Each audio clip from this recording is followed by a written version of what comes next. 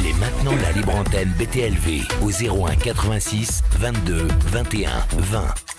01 86 22 21 20. Alors, si vous ne le saviez pas, on m'ouvre mon micro, monsieur Mathis, il est déjà en vacances, le regardez, il a bu 3 coups de champagne et c'est fini. Donc, juste une chose, si vous arrivez à peine, sachez en regardant le replay peut-être que vous allez enclencher dans quelques instants, que ce dernier numéro de la Libre Antenne était placé sous le signe de Orbs, notre planète, spécial contact UFO, et que comme toute Libre Antenne, durant toutes les Libres Antennes, on fait un point sur l'actu UFO. On va en parler avec Pascal Fechner qui doit m'en vouloir parce qu'on a 28 minutes de retard. Salut Pascal. Salut Bob, bonsoir à tous. Bon, on est ravis de t'accueillir pour cette actualité UFO. Donc, bah écoute, on a bu un petit coup quand même avec les amis là. Donc voilà, on s'est fait un petit vin. D'où il venait, monsieur? Parce que un petit crément. Un petit crément d'Alsace, voilà, qui nous a été apporté gentiment par Jocelyn F. Keller. Alors dites-moi, l'actu UFO cette semaine, et on va commencer. On sait que avec le Maybe Planet, tu es au courant de toutes les dernières news qui tombent aux quatre coins du monde. Et alors, quand tu m'as envoyé les sujets que tu voulais aborder, j'ai été étonné de savoir que les Obama s'intéressaient à un autre couple. Ah, ça c'est fou ça. Ouais. C'est une information absolument folle. Je t'admets que j'ai lu 2 fois la dépêche avant d'être sûr de ce que je lisais. Mais le couple Obama a une société de production qui s'appelle Higher Ground Production.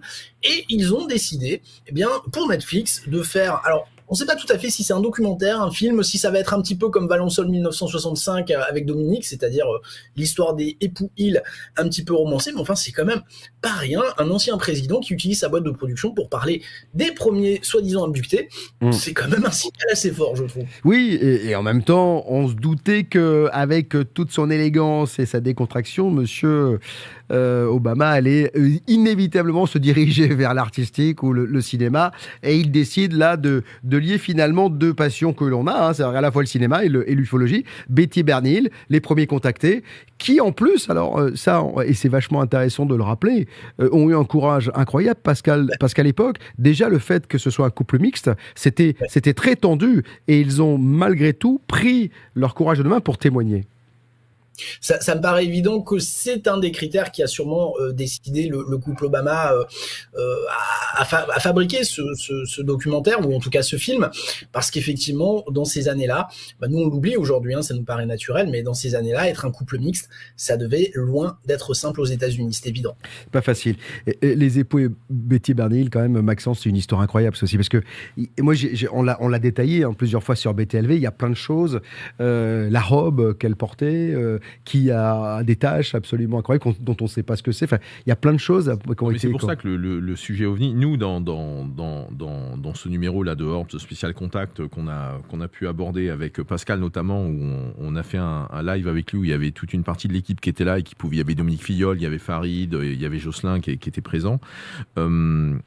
On consacre des pages sur l'ufotainment, la façon dont la production audiovisuelle s'empare de la question OVNI et fabrique des documentaires tous plus spectaculaires les uns que les autres. Là, ce qui est intéressant, c'est que jusqu'à présent, on va dire, celui qui était un producteur un petit peu avec une logique de reconstitution, c'était Spielberg, qui faisait des choses comme ça, soit par des fictions, soit par du non-fiction. Et puis là, on a une autre boîte de prod avec d'autres qui racontent, qui se penchent quand même sur des destinées humaines, des destinées particulières. Donc ça, c'est quand même assez impressionnant. Et c'est bien que ce soit le couple Obama, parce qu'en plus, avec l'aura que ce couple a, ça va inévitablement attirer, bien sûr, les regards sur cette histoire. Quelque chose qui t'a surpris, Pascal, une conférence improvisée sur les ovnis. Oui, là, le département de la Défense qui nous fait des petites surprises. Alors, il faut savoir qu'ils ont organisé une conférence de presse avec quelques journalistes invités, mais ça s'est fait vraiment en catimini. C'était quelque chose qui n'avait pas été annoncé. Les journalistes ont un petit peu été avertis au dernier moment qu'ils étaient conviés à cette conférence de presse, avec en modératrice Suzanne Gogg, la porte-parole du DOT qu'on connaît bien, qui donne des informations vraiment goutte à goutte et pas toujours, souvent contradictoires. Et était invité à cette conférence Ronald Moultrie, qui est un des sous-secrétaires adjoints à la Défense, qui faisait partie des 2 invités lors des auditions du Congrès en juin, et puis le patron de l'AARO, Sean Kirkpatrick, qui est le patron de l'AARO, et je dois admettre que le DOD a joué le jeu parce que ils ont donné la transcription des propos qui avaient été tenus pendant cette conférence le lendemain. Donc, il y a quand même, on dirait, une espèce de signe d'ouverture, ou en tout cas de volonté de transparence de ce qui est dit. Mais d'ailleurs, on a reçu des infos comme quoi ils avaient eux aussi récolté plus de 150 nouveaux témoignages, tout en sachant qu'ils n'avaient aucune...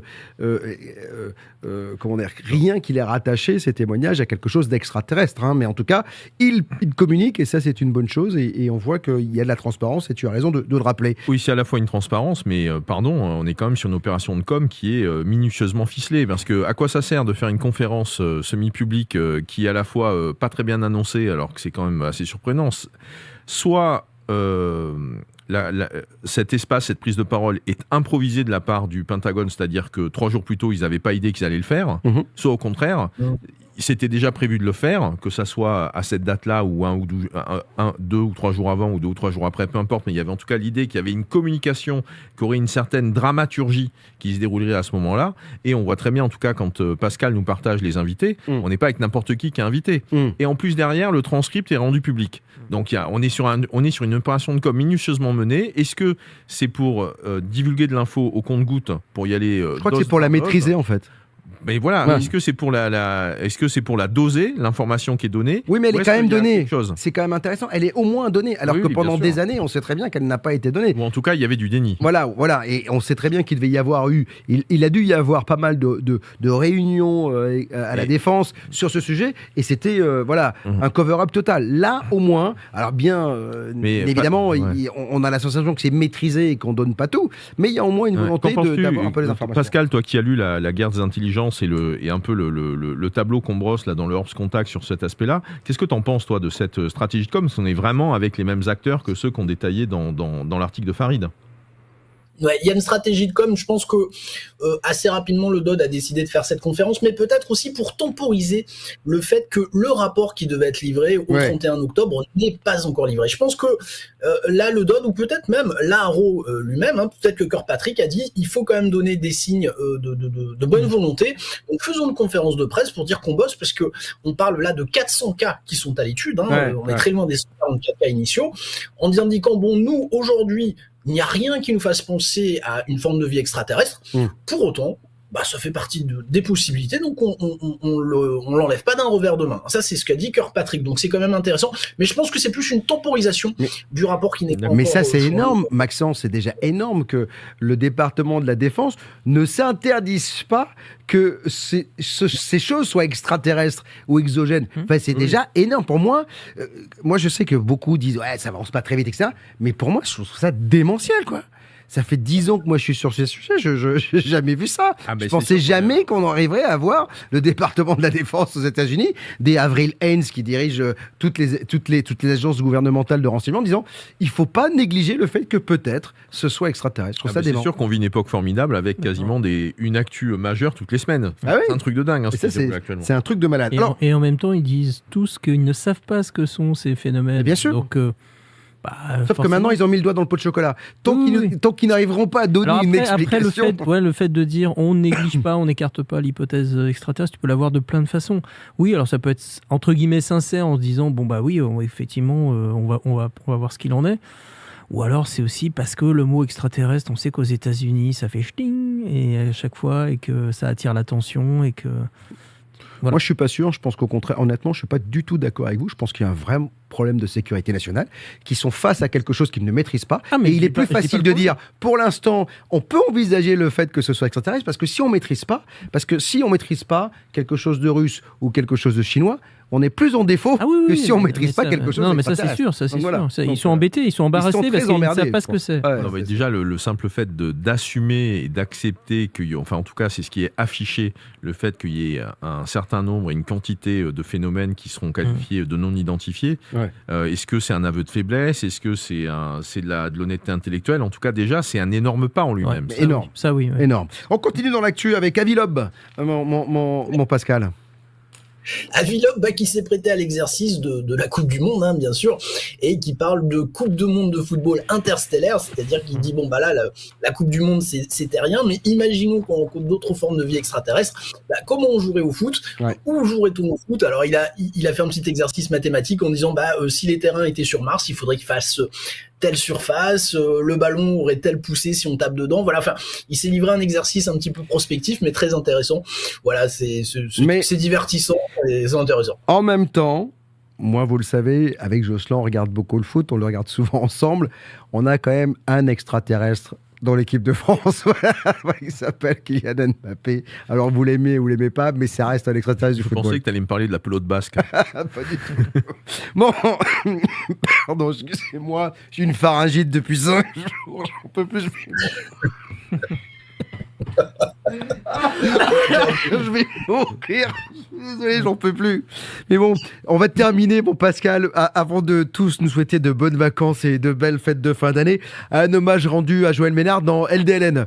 Voilà, j'ai reçu la couverture de ce numéro de novembre-décembre, Lumière dans la nuit, Joël Ménard. Voilà, donc qu'on a reçu très souvent sur BTLV, qui nous avait fait une très belle émission sur la vague du 5 novembre 1990, qui est un des grands monsieur de l'ufologie.